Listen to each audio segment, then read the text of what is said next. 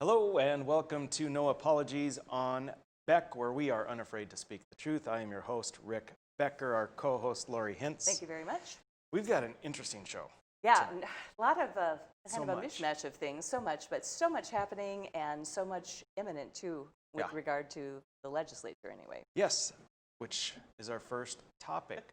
So legislative session is coming up. January 5th is day one, and our legislative sessions, as you may know, occur every other year. Biennium. Yep. And so, yeah, we run on a two-year plan called the biennium. The maximum, according to the Constitution, maximum number of days the legislature can meet during the biennium is 80. So we meet January, February, March, and April. And we try and save a few days if we need to come back into session. I think we had 3 days, maybe 4 left You over from bank the them last just one. in case you need to do something. Yeah, I wanted to come back in and end the executive orders, but And do an emergency session like really fast. And what was Kinda, a yeah. zip? Was that what it was called? It was a zip thing, yeah, there wasn't was a was a- process to do it in one day special. Yeah, so Okay. anyway, we're coming up with the legislative session, and so some of the topics that we're going to hit on, I think, are going to be interesting. Some of them are perennial; they seem to come up all the time. Well, first of all, Yes. of course, reining in spending has got to be number one all the time, right? I mean, that's the goal, is it not? I mean, I would hope. Well, I see. So reining in spend is here. What's interesting is we spend the legislature appropriates the money based on what they think is going to come in. Sure. So we aren't spending money we have. We are spending money we're going to get over the following 2 years, which is why we run into a little bit of a problem because a lot of our money comes from oil. Right. And so that's a relatively new phenomenon since 2012, 2010, right in there. And so when oil prices go up or down, that shifts, and we have to guess what it's going to be. Now, what's interesting is whatever we have determined it's going to be for the total revenues coming in, no matter how high those revenues are predicted to be, we spend every dollar. Every single time. Every dollar. No, when I say we spend every dollar that we're allowed to spend because some money goes into the legacy fund, which the voters voted in, I think, in 2010.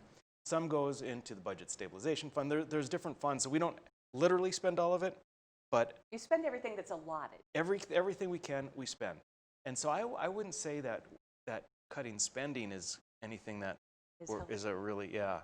Well, how about reining in bureaucracy and reining in maybe some of the powers that Yeah. I'm thinking in terms of executive orders, of Yes. course, because that's right on my Yes. mind. So there's two parts. That's a good question, a good direction, and the legislature is going to go there. So one of the areas is exactly what you said, reining in the governor with his executive orders, because the idea that a governor can run a state for months or literally years on end based on an executive order and do the things that Governor Burgum has been doing is not what was intended. Some of those powers came in when there was the scare of AIDS back in the 80s, and they just never got addressed. And so we will see some bills come in this session that are going to rein in the powers. So when we're out, when the new laws are passed, I don't think we're going to be seeing the governor's office have the power that Governor Burgum currently has to just do these executive orders and then continue month after month And that's after month. That's the part of it I was just going to mention that is tough is once you start in March and it is now December, it's an awful long time to be under those executive Yes, orders. absolutely. I don't think that was possibly how they were intended. I mean, it is possible that they were intended for an emergency situation that was short term, I'm Right. assuming, and it was just extended, I'm assuming. Yeah, it's definitely intended to be a transition, an emergency transition, like something's going on, we have to do this so that we're set up. It's not just to go, I mean, a pandemic could literally last a decade. Right. Now, there's another area that we're going to be reining in bureaucracy, I believe. Now, the various agencies in state government have administrative rules, and they carry the weight of law. The rules, I mean, there are tens of thousands of rules that are made. Now, the concern for me comes in when the rules exceed legislative intent or do an end run around legislative intent, and they kind of just do their own thing and sort of maybe laugh a little bit at legislators who are only there part-time, and they run the state based on these administrative rules. Got an example came up this last year with food freedom. So back in 2017, food freedom was passed. So if you want to make some Coogan, if you want to make some pickles and sell them, government's not going to get in your hair nearly as much as what it used to. Now, in 2019, they came in and they were going to really tighten those down. The legislature killed that bill that would have tightened down on those. So there was an intent there to say, no, we don't want to tighten it down. In the actual law that was passed in 17, it said that the agencies, the health department, can't create more strict rules. Lo and behold, they made more strict rules. And I was on the Administrative Rules Committee, and I adamantly argued that we can't do that. It's clear what the law is. It's clear what legislative intent is. My argument did not prevail. They went ahead and made the rules, but they have recently lost in a lawsuit by a district court judge, I believe, in Bismarck, determined that the agency, the administrative rules, overstepped and clearly did take over where legislative intent was no longer there, and in fact did the opposite. So the argument that we tried the voters that way. Well, they did. Completely, yeah. They did. And what's interesting is you can make a case, like I did, like other legislators did in the committee, and to other legislators, to other agency heads, that this is overstepping. We can't do this, because you may find that it's okay for this particular bill. Maybe it doesn't upset you personally too much, but then the next thing is there that may upset you personally. That's where we have to stand by the rule of law, in essence. I like to say, stay in your lane. Yes, exactly. So those are a couple big things that I think we're going to see. How about education? Anything? That's another big area. I'm working on something. COVID, more than anything, I think, made people who were on the fence about educational choice. When we talk about educational choice, we're talking about homeschooling. We're talking about the ability to come together with neighbors or friends and do kind of like a modified homeschool, pods or co-ops, exactly. Having some of the monies that the government spends on tuition or on schooling for K-12 to see if some of that, a percentage of that could be applied, follow the child kind of a thing. So those are all things that have been bandied about. I've been a huge supporter of. There's something called an educational savings account that I tried to get through in 17. Had no legs whatsoever, but it's still a fantastic idea. But COVID comes along, and now suddenly kids are in these weird hybrid models. They're out of school, and parents are in a quandary, because what do you do with the kid at home? Are you supposed to not be at your job? What do you do? Now suddenly these situations in which the opportunity to do homeschooling or a version of homeschooling with other parents becomes a very real possibility. And attractive to people. Exactly. So, and because that's what educational choice is about. It's just a choice. Right.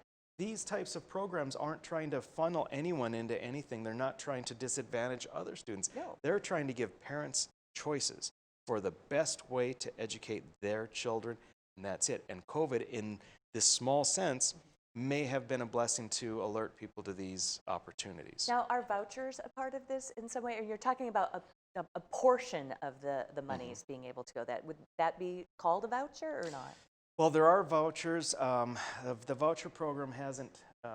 So there's, in North Dakota, there is a Blaine Amendment in the Constitution. So a Blaine Amendment, and it's in most of the states, indicates that you can't spend any government monies on private schools. Now, they don't use that terminology. The Blaine Amendment came around during a period of very strong anti-Catholic sentiment.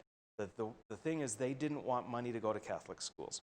But the Blaine Amendment is in there, and vouchers aren't really working as a way to bypass that outdated constitutional amendment, whereas educational savings accounts are. Well, educational choice sounds good to me, so I hope something gets done in the legislature in 2021 with educational choice. I think it's much needed. I think it will. We'll see some of that. We'll see some property tax bills. We're going to see a lot of good things. I hope good things for the people of North Dakota. Sounds really good.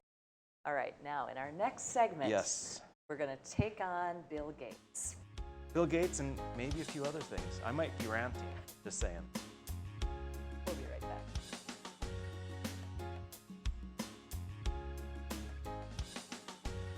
Capital City Restaurant Supply is your one-stop shop for quality restaurant products for the large to small kitchens.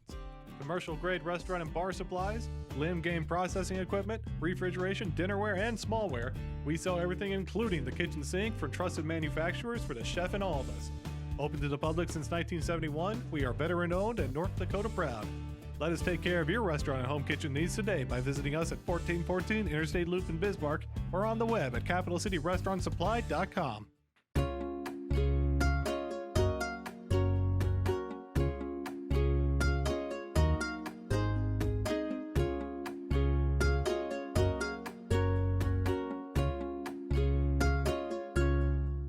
Hi, I'm Dennis Haugen, along with my sons Andy and Mike, and we're showing our support for wind energy in North Dakota.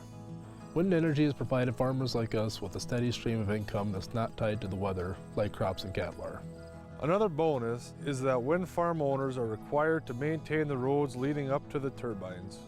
Because of that, oftentimes these roads are the best in the county. Wind energy is good for landowners, it's good for the land, it's good for our economy, and it's good for North Dakota.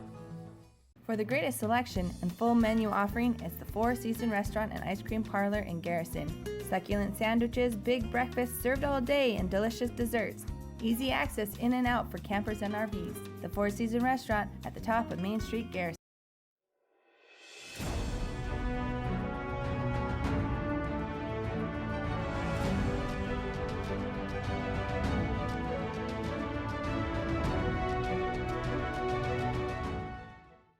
Are you a thrill seeker, sightseer, or day tripper? The Ford Bronco Sport SUV is built for you. Four Bears Casino is giving away a 2021 Ford Bronco Sport loaded with a ton of interior space, safari-style roof, smooth suspension for any terrain, and easy-to-clean surfaces. Qualify now just by playing your favorite slots at Four Bears Casino. Double points on Sundays. Also get in on Super Senior Wednesdays, slot turning Thursdays, and hot seats on Wednesdays and Thursdays. Spin into Four Bears Casino and Lodge for chances to win.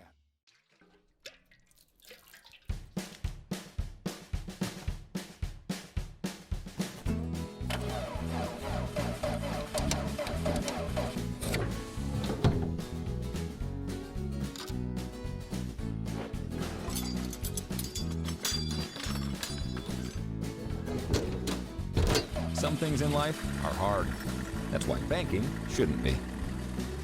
Cornerstone Bank.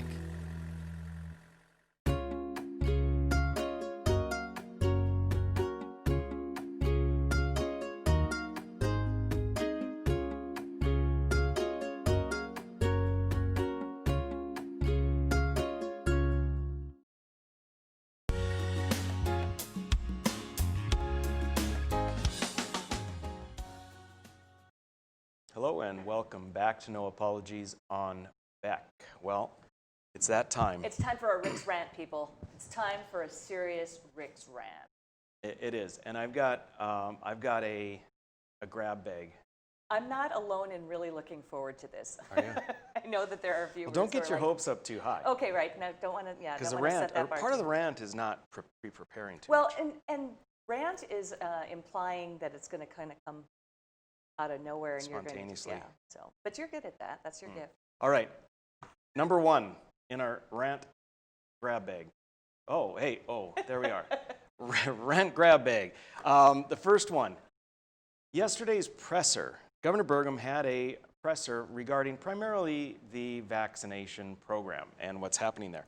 During the presser, they announced a situation with regard to hospital cases, how many, the census basically of COVID patients in the hospital. Bear in mind that the decisions that Governor Burgum made were due in part, no small part in fact, to how overrun the hospitals are, how capacity they are. That was 10 months ago. Yeah. That was 10 months ago. So listen, the patients that were discharged from the hospital based on the presser that we saw yesterday, 146 patients. Now that's a crazy large number. So what they determined, and they let us all know yesterday, 74 out of the 146 had been discharged sometime in the previous 2 weeks. Sometime in the previous 2 weeks, not that day. So half. Yeah, the 72 that were remaining were discharged sometime before December 1st. Wait Yes. a minute. I'm telling you, before December 1st, half of them were discharged. So Governor Burgum makes his determination to extend the mandates in large part because of how many people are in the hospital, when in fact, half the people were already discharged sometime before December 1st. The quote is that inconsistent data entry was occurring. I see. So bars are shut down, restaurants are shut down at 10 p.m., social distancing, venues can't have any big events. Right. Based on stuff that's not accurate because of inconsistent data entry. Give me a break. Wow. Okay, number 2, also in yesterday's presser, we learned about the vaccine. Here's the thing that I started to talk about yesterday, didn't quite get to. To me, it's kind of a big deal. The vaccine, which we don't know how long it's going to last. Again, I have no problem if you want to get the vaccine. Go for it. I personally don't even want to get the flu shot. The only reason I ever do is because I'm required to if I'm going to operate in the hospitals. And at any rate, we don't know how long it's going to last. It could be, all they know is it lasts at least 2 months. It could be 3 months, it could be 9 months, it could be a year, it could be 2 years. Nobody knows. So we're getting a vaccine, we don't know how long it's going to last. It requires 2 doses. After you get the vaccine, you must continue to mask. You must continue to socially distance. And if you have been in contact with somebody who's believed to be positive, you must still isolate for 2 weeks. I just have one After question. having the vaccine. I just have one question. Then why would you get the vaccine? Because nothing changes. Well, not for you, but the reasoning that we heard yesterday over and Wow. over was because of you care about other people, your compassion for other people. I know but the people need to know that if you get the vaccine, it won't change anything for you as far as government intrusion into your life. Is not the vaccine just, I'm sorry to interrupt your rant, but is it not just artificially giving you herd immunity? I mean, isn't that what the vaccine is supposed to do, is artificially give you? If enough people get the vaccine Right. and it works and it lasts. But do we not in North Dakota already pretty much, haven't we achieved herd Well, immunity? you can make that very strong case for that. You can, and we're that we're on that downward slope. Right. That indicates perhaps we have herd immunity. When you look at the numbers, some would say that we're about there. It's hard to say, but the point is that if we're not there, we're nearing it. I don't know. I don't want to. People are very, very passionate and emotional about the vaccine. Right. What I didn't like yesterday was how propagandized it felt. I felt like it was in the Soviet Union. I mentioned that yesterday. With the repetition over and over about this and about the importance, and you're doing it not for yourself, but out of selflessness, you're taking the vaccine, and then the applause after the 2 healthcare workers get vaccinated, and the state field health officer indicating that watching those 2 people getting the vaccines made her heart thump. And she was so overjoyed at watching those 2 get the vaccine. It sounds like theatrics to me. It rivaled her children getting like state titles or something. Oh And my. again, I don't mean to make fun of. That's why I'm not even using the name. But I'm just saying what's poured into this. It's just a vaccine. Right. It's a vaccine. Right. Okay. It's a lot if of you virtue want it, signaling get it. over here If you for me. don't want it, don't get it. But stop with the virtue signaling. Exactly. that's what Number it is. 3. Okay. Bill Gates. Bill Gates, who I would go to for advice perhaps on Tech issues. perhaps on turning a business into a billion-dollar industry, not so much on health, not so much on education. Bill Gates is an expert on everything, and I'll tell you why. It's because he has gobs of billions of dollars. Now, for me, that doesn't make you an expert. He was in charge of Common Core. Oh, please, Right. thanks for Don't even bringing go that there. Okay. painful subject So, up. Yes. so Bill Gates says bars and restaurants in most of the country will be closed as we go into this wave, because we're in many parts of the country the wave is picking up again, even though in North Dakota, South Dakota, Upper Midwest it's dropping rapidly. Right. And I think sadly that's appropriate. So he thinks it's appropriate bars and restaurants will be closed, and he says for the next 4 to 6 months. So Bill Gates, How is he predicting that exactly? I don't know. He's got a lot of money, and so people, I guess, are supposed to listen to him. I don't understand where he gets off saying that. It doesn't make any sense to me. There's no evidence. I would think that he is smart enough to look at the evidence for where there have been bar and restaurant closings. much more than there have been in North Dakota and Right. certainly in South Dakota. Right. And there's little to no difference in the curves. There might be slight difference in the timing, but there's little to no difference in the numbers per capita that are being infected, the numbers per capita that die.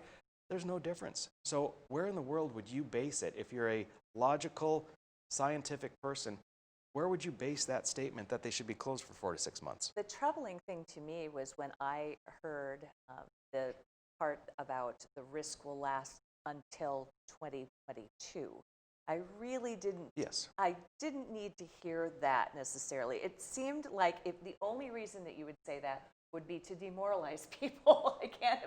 I can't fathom what possible other motive you would have Yeah. to It's- mention 2022. No. It's- I don't know what the motive is. I don't know. and that's the troubling thing. So. four. Number 4. Okay. What happened to contact tracing? Seriously. So back in March and April, I was ranting on social media about the inappropriate degree to which we were using contact tracing, that it was not appropriate for the kind of disease that we're talking about. Number 1, being aerosolized. Number 2, having a significant percentage of people infected being asymptomatic. And number 3, being a ubiquitous pandemic. That's not what contact tracing is for. It's more for like Ebola, something you get by direct contact, bloodstream, whatever it might be, where it spreads very specifically and you're trying to get it before it spreads across your state, across your country, certainly across the world. Contact tracing was silly to do at the extent that we were doing it. It didn't accomplish anything. Many months ago, when we were talking about the fact that this was a waste of resources, a waste of money, the National Guard were burning the candle at both ends, being run exhausted by our governor. And I contacted the health department and the person in charge there at the time, and I went through this with her.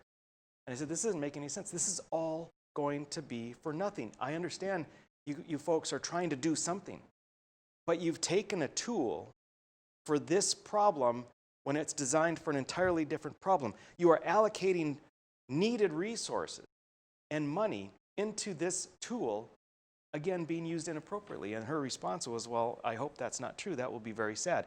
Well, I tell you folks, it's true. Contact tracing is over. After all those millions and millions of dollars and millions of man hours spent on contact tracing, the contact tracing apps, what happens if you get it now? Well, call the people that you've been in contact with. That's the end of it. I have more ranting. I've got more. I'm not done yet. We're coming back. We're doing another segment. I'm continuing the rant.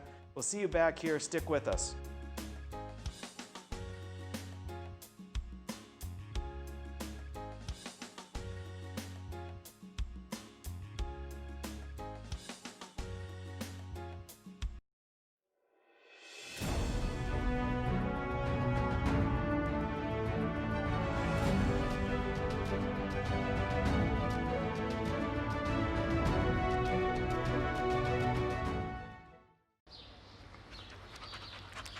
Jeez, what a mess. Look at that. There's roof stuff everywhere. It's so embarrassing. Ruins the neighborhood. Come on, humans. Let's get this fixed. Don't let your roof go to the dogs. Call America's Best Contractors for your free estimate. Need a new woof? After checking with the rest, go with the best. America's Best Contractors. 258-2412. Online at americasbestcontractorsincorporated.com. In southwestern and south central North Dakota, on any given day at any given moment, a Dakota Community Bank and Trust customer is logging in or signing on to do their online or mobile banking. We believe that community banking can blend both the past with down-home customer service in-house and the future with modern banking conveniences and technology for our customers anywhere, like here or here, all while honoring our long-standing tradition of community-first oriented banking here at Dakota Community Bank and Trust. My wife was diagnosed with early stage Alzheimer's. We talked about it and we kind of decided we'd be a little bit proactive and try to start making provisions. So we started looking here, and Eventide worked out to be pretty much the perfect answer. I guess I didn't expect it to be so nice. The staff here are terrific. We enjoy it.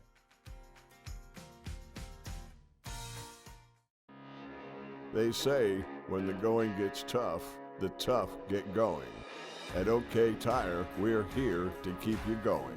From Firestone tires and replacements to retreads and even Firestone tracks, we have you covered. Our certified Firestone experts are ready to get you back up and running, no matter if you're on site or in the field, saving you time and money. OK Tire, we keep the tough going. Now is the best time to plan for your 2021 farm equipment needs. North Dakota-based Summers Manufacturing is currently offering early order savings. Take advantage of big savings on North America's broadest tillage line, including the Super Kohler Samurai and the innovative VRT Renegade, as well as the best-built, best-backed land rollers in the industry. Talk to your Summers dealer today or go to summersmfg.com to learn more about early order savings available on all Summers equipment.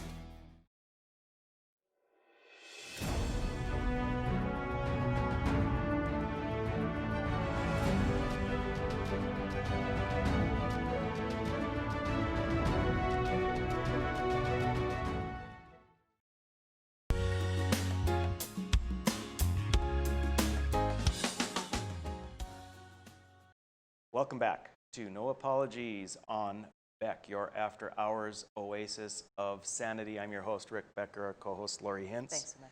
Lori, I'm ranting. Yeah, and I think you should continue to rant because you're going kind of to. on a roll, dude, so let's go. I've got one more. Okay. Okay.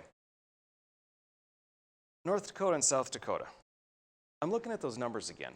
I know it's like I'm a rabid dog on this thing. I can't let it go. But the thing is that every day that passes substantiates and underscores exactly what I've been saying and what we predicted weeks and weeks ago. I have one question. So I get hate mail every day, literally, indicating that I am harming people, that I'm not following the science, that I'm selfish, ignorant, and an embarrassment to North Dakota. I can take all that. The problem that I have a hard time dealing with is the lack of logic. So even if you are disgusted by the mere appearance of me, I'm okay with that. But I'd like for us to be able to have a discussion that has some sense to it, some logic. So my question, for people that believe that the mandates for the early bar closures, for the masks and the other things, believe that they're working and are the cause for North Dakota's numbers to have gone better, where the curve is significantly down, I have a simple question for you. How did South Dakota's numbers go down? That's my simple question.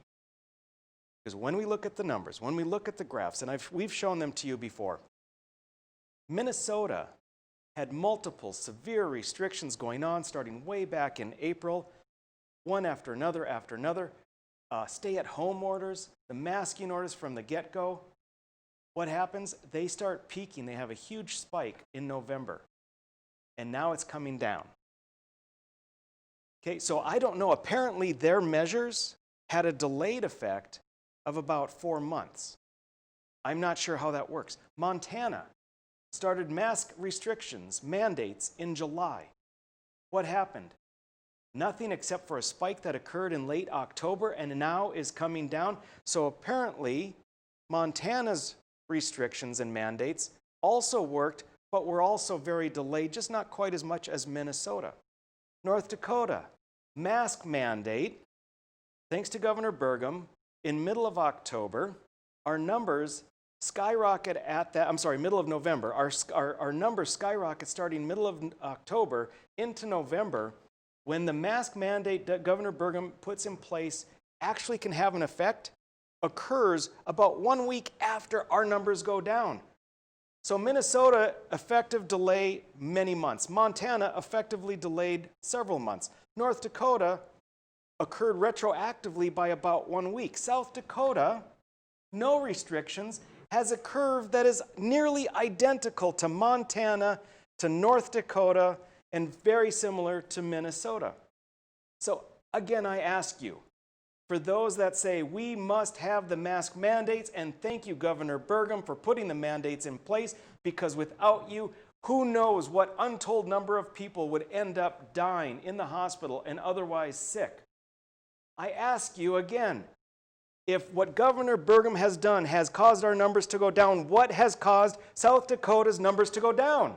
One question. There should be one answer. Give me the answer when next time you call, next time you write, and you tell me what a fool I am and how ignorant people that think like me are who think that Governor Burgum is overreaching with the mandates. Answer that question for me first. Well said. All right. All right. You're not wrong. We've got a great video that a viewer sent in. He's doing some good work. He interviewed people in Dickinson with Fat Fish Brewery. P-H-A-T. Yeah. Fat Fish. So let's get to know some people in North Dakota that are being affected by these mandates.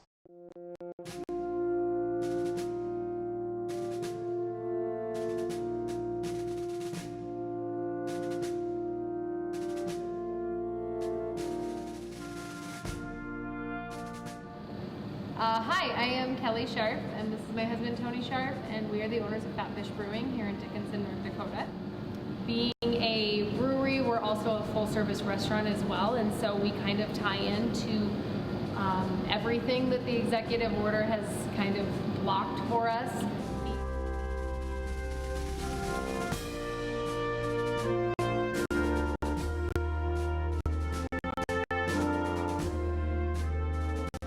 We kind of had to get really creative and figure out ways to help generate some profit, especially with the COVID restrictions, the lower capacity numbers.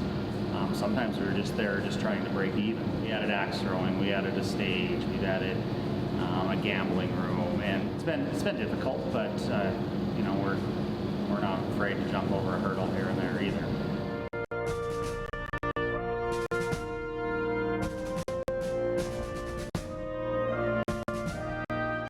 We as a business have to navigate that as business owners, but also as parents and people that have to deal with the actual effects of COVID and how it affects the community. And so it's been really hard trying to, you know, juggle both things, knowing that we have young kids, and especially with school and distance learning and how that's affected us personally, as well as how trying to run a brand new business through something like this.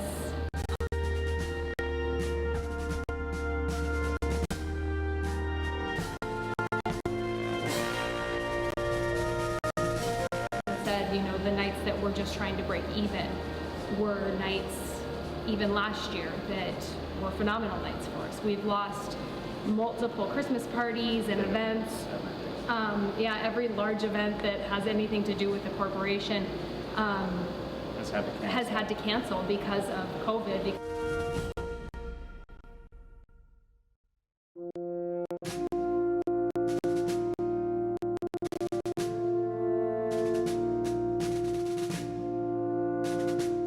So yeah, it's not just hurting the business owner, it's hurting the server and the bartender who's not making as much tips. It's hurting, you know, maybe the husband got laid off in the oil field and they're on one income now, and now their hours are getting cut back. You know, we're trying to pay our heating bill, we're trying to pay our employees, and it's just putting handcuffs on us on the hours on a business here that makes a lot of money between 9 and 12 o'clock at night, and now we aren't allowed to do that.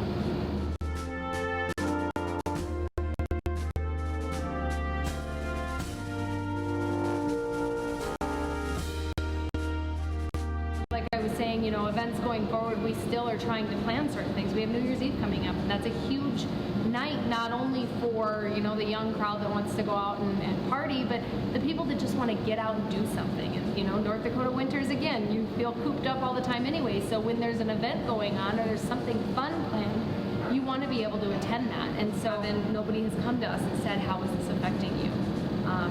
You know, our customers ask us, and staff asks, and people are supportive, but, you know, politicians and the governor and everything, you know, I know they can't reach out to every single one of the small businesses in North Dakota, but at the same time, you know, we have our thoughts too, and we just hope that, you know, they get heard.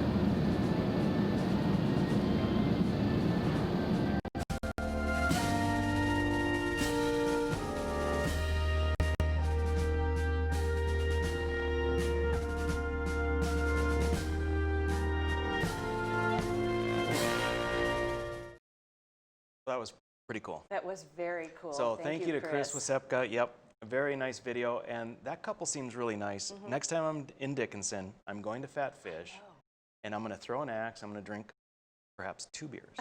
That was really nice of them to do that too, and to actually sit to I think to it do is. that. And it's important that we make it real. Yep. Because Personalize it. we talk about, I'll tell you this, we talk about almost everyone under the sun being a hero for doing their job, and nothing against that at all. They've got hard jobs, the healthcare workers, the frontline workers and stuff. How about that couple right there? Heroes. Young family Yeah. trying to put food on the table for themselves and trying to help their employees earn a living. They're heroes just as well as the other people that we've been hearing about. And those are the people we need to hear more from, and I think that we are going to plan on doing that. Amen. Sounds good to me. Thank you, Chris. That was just a delightful thing. So when we come back, we are going to talk about brain food again today, and actually literally brain food. So join us.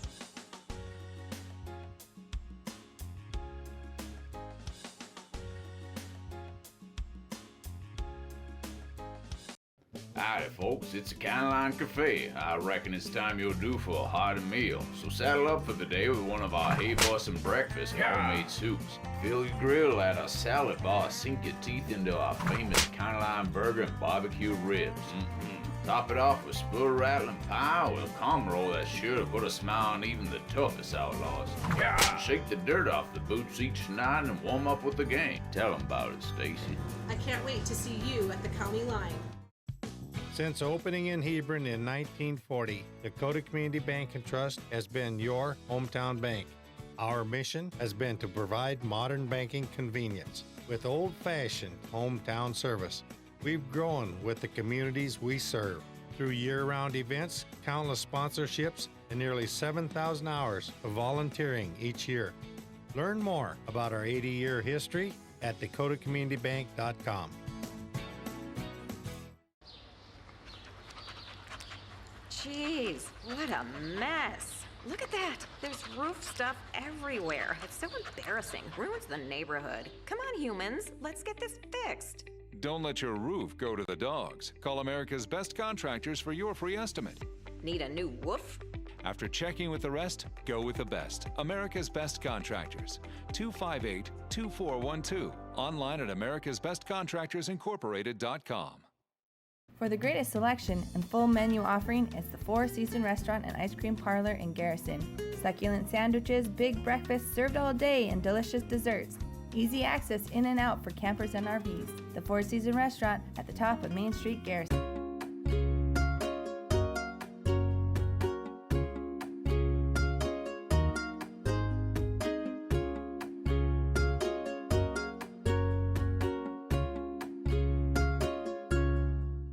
Are you a thrill seeker, sightseer, or day tripper? The Ford Bronco Sport SUV is built for you. Four Bears Casino is giving away a 2021 Ford Bronco Sport loaded with a ton of interior space, safari-style roof, smooth suspension for any terrain, and easy-to-clean surfaces. Qualify now just by playing your favorite slots at Four Bears Casino. Double points on Sundays. Also get in on Super Senior Wednesdays, slot turning Thursdays, and hot seats on Wednesdays and Thursdays. Spin into Four Bears Casino and Lodge for chances to win.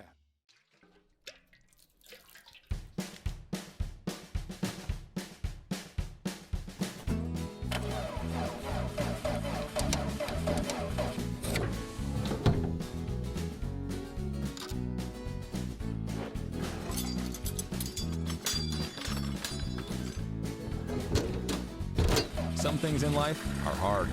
That's why banking shouldn't be. Cornerstone Bank.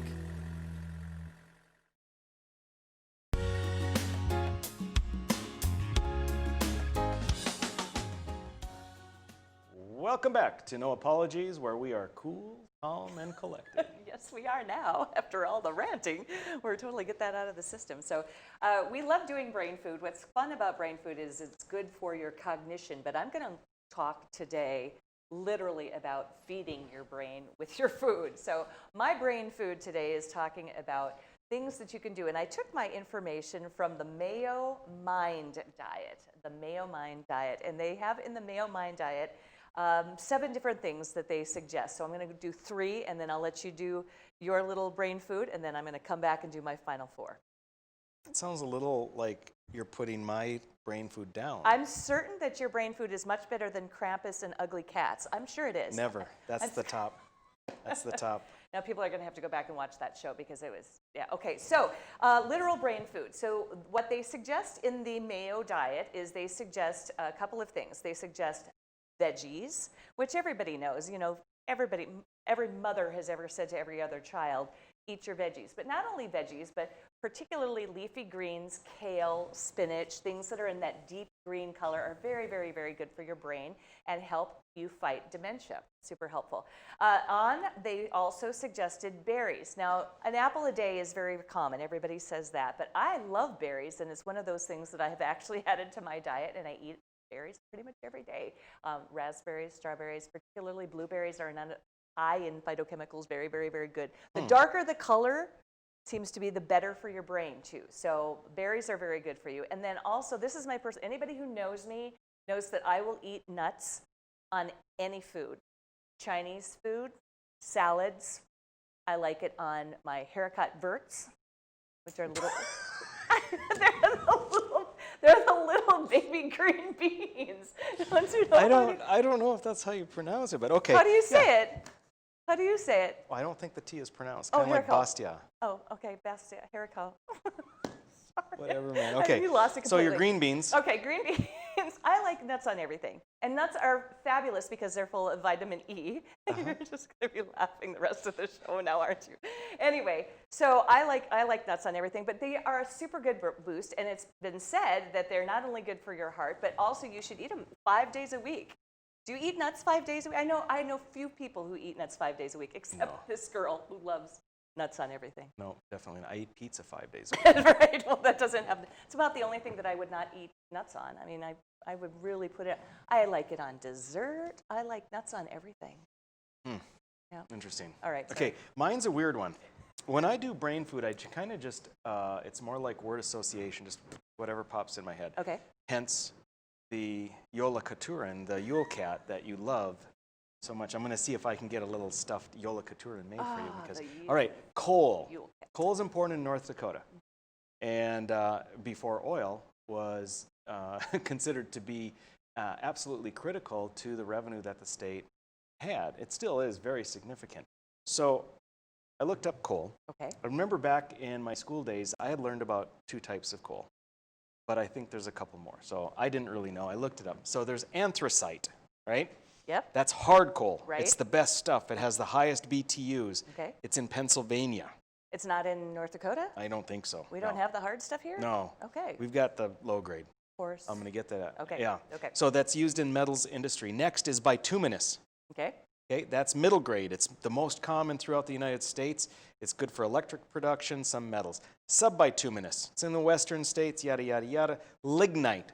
Lignite. That's what we got us some lignite here That's in North Dakota. brown coal. It's the lowest grade. Oh, how It's interesting. brown because it's the youngest, and in the geologic terms, it hasn't been under high pressure, and it has more moisture. It's 9% of all coal, but 51% of it comes from North Dakota. Oh, how interesting. Yeah. That's great. There you go. Good tidbits. Excellent little information about coal. All right, I'm going to go back to food. Is that okay? Do it. Okay. I'm not going to talk about green beans anymore. So this time, the other things that the literal brain food of the Mayo Mind diet suggested were cooking with olive oil. Now, olive oil, very, very good for you, obviously. And then also they suggested maybe taking days that you go without meat. Now, in North Dakota, not a big fan of that. I do love me some beef. I am not going to lie. But they suggest that you also include more fish in your diet. At least one time a week, add some fish, which is hard when you're landlocked in the middle of the United States like North Dakota. And then the last thing they suggested is my husband's personal health food, wine. So they suggest that you have some wine as well, again, and makes perfect sense. Again, good for your heart and phytochemicals. Okay. I looked up how to pronounce. Oh, and how is it? I think you said haricot verts. And how is it? What is it? Haricot vert. Oh, not even close. Haricot vert. I do not speak French. That's kind of a French-Italian I think I just did there. Haricot vert. Okay, my last brain food goes along with coal. Okay. Burning coal mines. It's something interesting. I don't know. I don't think there are any burning in North Dakota now. There have been in the past. There was one that started fire in '51, and then went out, or they put it out in 1977. I think I might have seen that. I remember something as a kid. But the thing is that there are coal veins underground, several feet underground. If something happens, if there's a wildfire and it starts, or a lightning strike and it starts, the coal burns. Oh, and wow. it just burns and burns and burns. And back when, for instance, Captain Sully came out south of Medora, he likened that area of North Dakota to sort of like hell without all the fire, because it had this coal burning smell and smoke in the air and this kind of thing. So it's an interesting, there's a park in North Dakota which has I don't think it's actually burning right now. Yeah, the burning coal vein. It's down between Amadon and Medora. It's just kind of an interesting geologic type of thing to consider. When the coal burns and it finally burns itself out, it, of course, as it burns, you get less volume, Right. just like you do with anything. It becomes ashes. You can get sinkholes. Wow. Yeah, so very interesting. Very interesting stuff. Burning coal veins. Yeah, there you go. That's your brain food. We are going to come back. We've got another interesting topic. Perhaps we're going to have 2 topics. Hang with us. We'll see you in a couple minutes.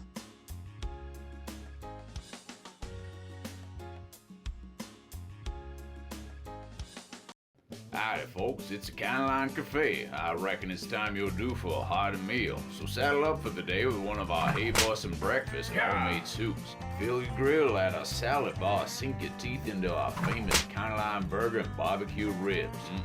Top it off with spoon rattling pie with a calm roll that's sure to put a smile on even the toughest outlaws.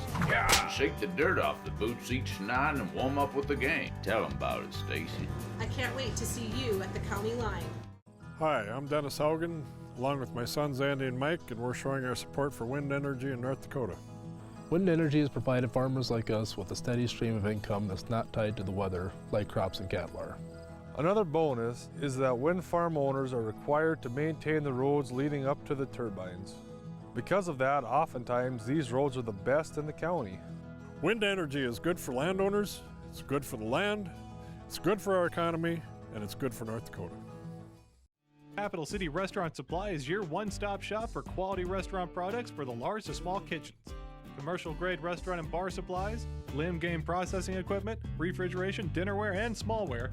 We sell everything including the kitchen sink from trusted manufacturers for the chef in all of us. Open to the public since 1971, we are veteran-owned and North Dakota proud.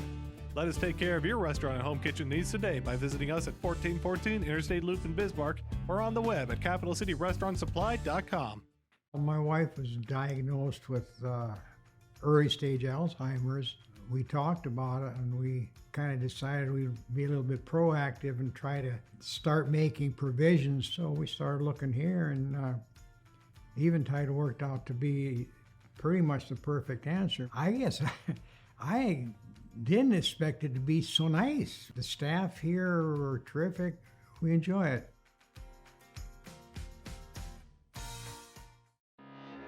They say when the going gets tough, the tough get going.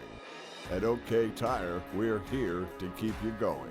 From Firestone tires and replacements to retreads and even Firestone tracks, we have you covered. Our certified Firestone experts are ready to get you back up and running, no matter if you're on site or in the field, saving you time and money. OK Tire, we keep the tough going.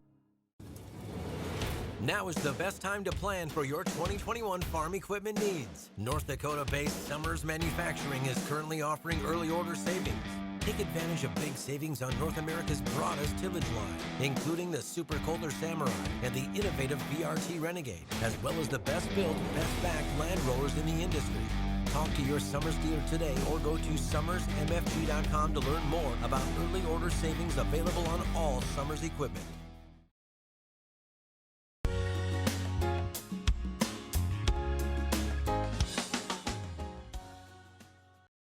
Welcome back.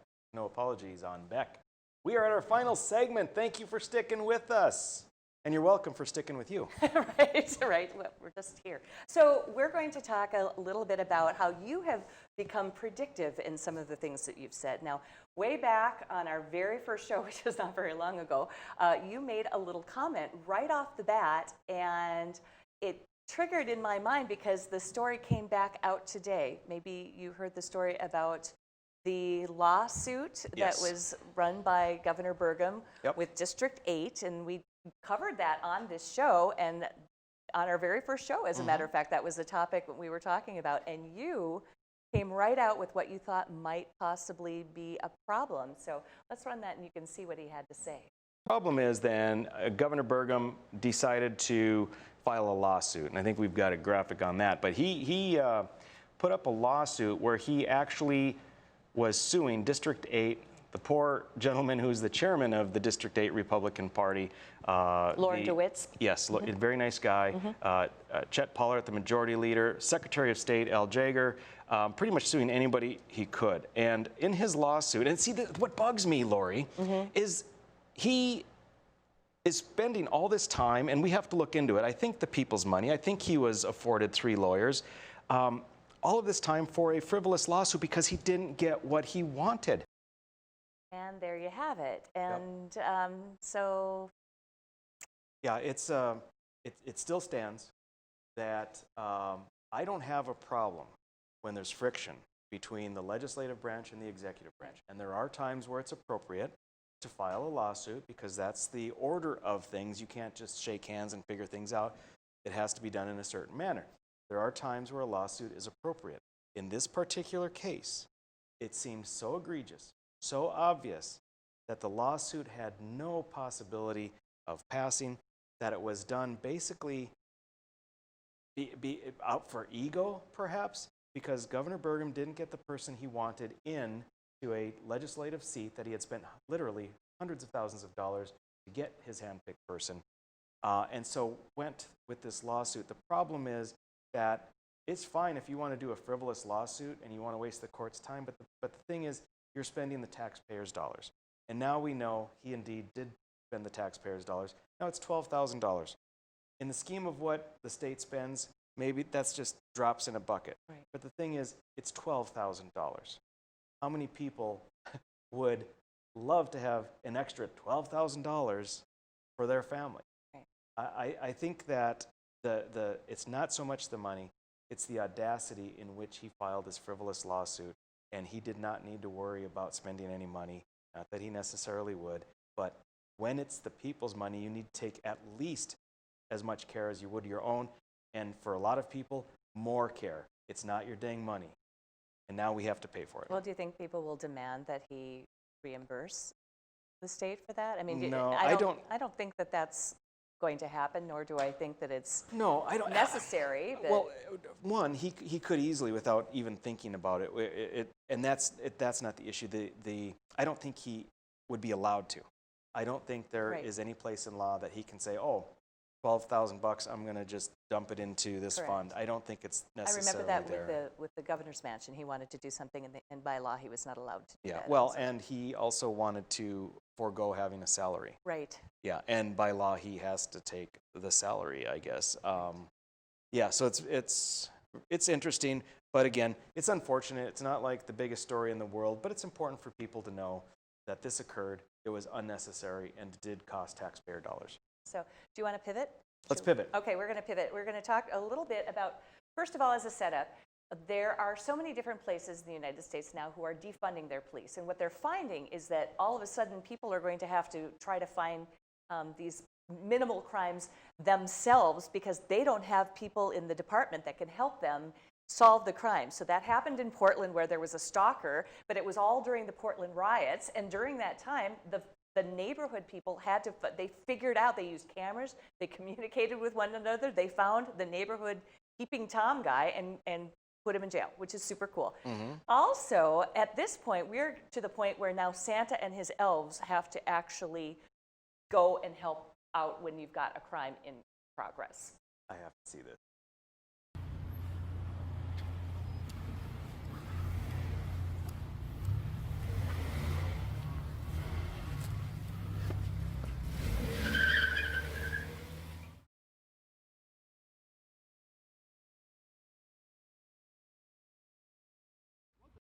Get on your knees.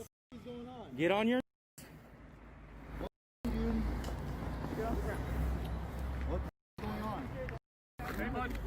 Yeah, you got to get that guy. What's wrong is you try to steal a car, but your buddy stole a car. I didn't try to steal anything. What are you talking about? Okay. I didn't touch anything. Hey. Way back. Put your hands behind your back. Get him, Santa! What the Okay, the backstory to this is that there were cops and they were dressed as Santa and an elf, and they jumped into action when they saw a car being stolen. This is in Riverside, California, and the undercover police officer and detective were outside a busy shopping center on Thursday as part of a holiday enforcement program, and they saw these men doing this bad thing, and so they had to jump into it. So police video, of course, shows the officer in his elf costume and one of the suspects on his knees, and it just cracked me up. And unfortunately, now we have to get Santa and his elves to help us fight crime. Get him, Santa! Get him, Santa! What are they going to say in Minneapolis I don't know, right? when they defund the police? Exactly, right? Maybe they could make contract with the 12 reindeer. I just thought that was unbelievable. It was a happy ending because they caught the bad guys, but I do like that. But it's fun, but it's interesting because for these more progressive places that think that underfunding police is the answer to crime, wow, talk about flipping something on its head. But it is going to be more incumbent upon regular citizens to ensure that law is kept in order. It's going to happen. Okay, so on our next show, we are going to have a guest who says that he has been standing on the shoulders of giants. Anybody who knows him probably knows exactly who I'm talking about, but we'll be talking to a guest in our studio the next time. And next on Beck, No Filter with Debbie.